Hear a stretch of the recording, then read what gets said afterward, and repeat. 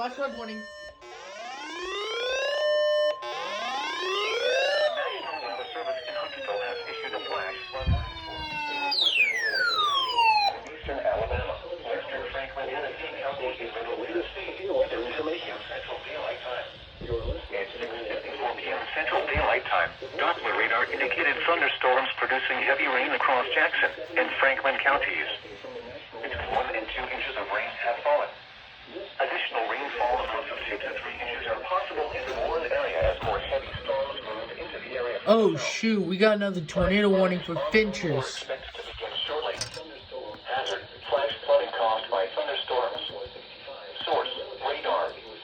Impact: flash flooding of small creeks and streams, highways, streets, and underpasses, as well as other poor drainage and low-lying areas. Mostly flash flooding 74, Winchester, Deckard, Estill Springs, Hotland, Skyline, Galley, Woodville, Timsford Lake, Pleasant Groves, Hytop, Paint Brook, Francisco, Larkin, Estilford, Preston, Maxwell, Jericho, Belvedere, and Holly Tree. Turn around. Don't drive when encountering flooded roads.